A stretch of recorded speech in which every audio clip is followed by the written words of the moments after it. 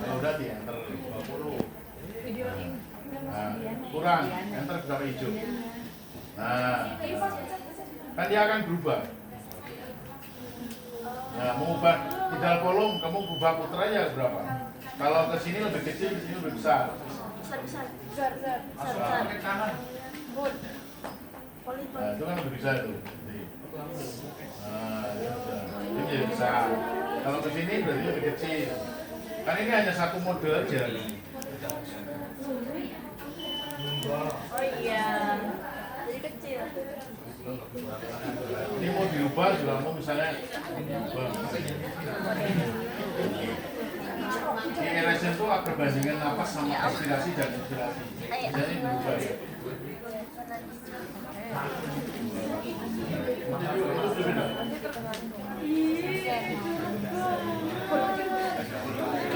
Nah, kan berubah kan gitu kan. Jadi inspirasinya lebih panjang karena 2 detik. Ini 1 detik. Jadi perubahannya kan begitu. Jadi supaya untuk perubahan pertukaran gas di dalam paru-paru, aeration itu mengaturnya itu. Tetapi yang normal adalah napasnya lebih pendek dibandingkan ekspirasinya. Makanya inspirasinya biasanya dibikin 1.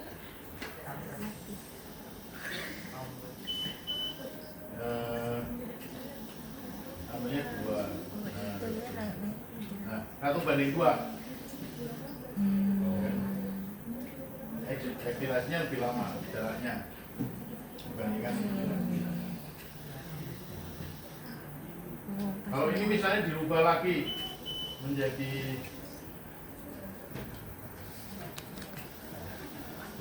2,5-1, kan lebih lama juga. Inspirasinya lebih lama. Inspirasinya lebih.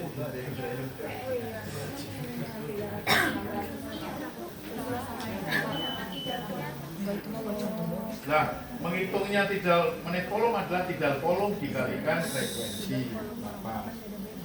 Ketemu, misalnya tinggal kolom frekuensi napasnya, misalnya 10. Tinggal kolomnya 300. IPA anjir. Kok dia aja nih?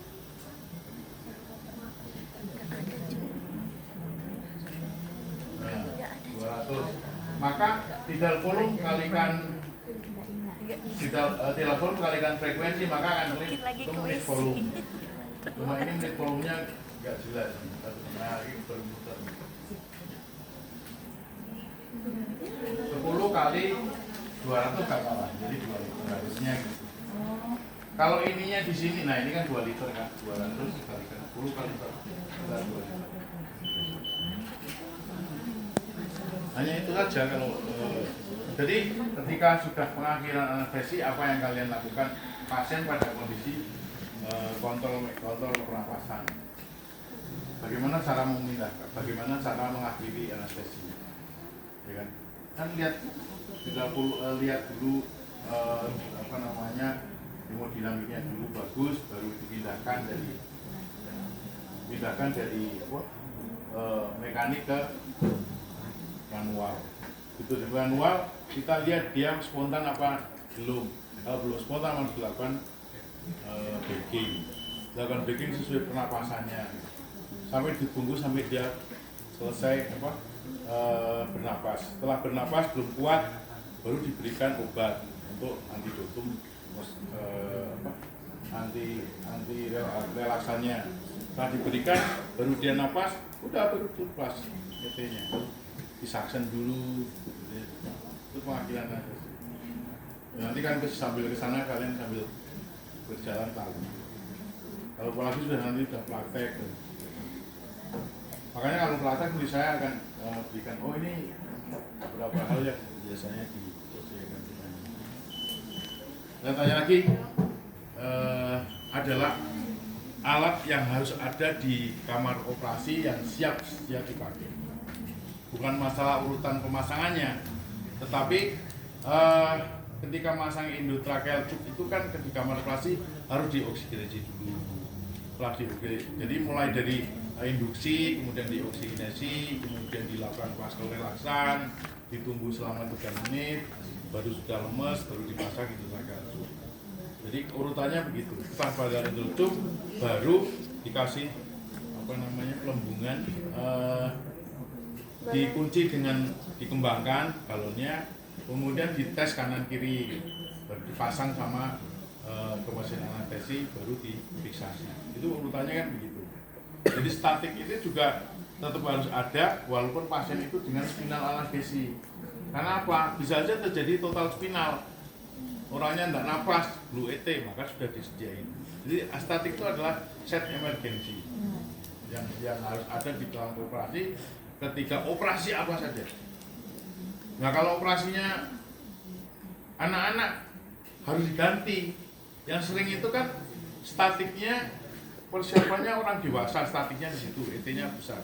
Kita operasinya ibu-ibu orang umur 3 tahun, itunya tidak diganti. Terjadi emergensi butuh pasang ET, babaan kita, ya kan? Karena ET-nya masih nomor 7 ya. Makanya ketika ada perubahan pasien, statiknya harus diganti juga. Pasiennya semakin kecil ya, ET-nya diganti. Jangan pasiennya berubah dari dewasa ke anak kecil, ET-nya nggak diganti. Ketika terjadi emergensi, nangis kita, ET-nya nomor 7, nomor 8, harusnya kan nomor 3, nomor 2. Begitu ya.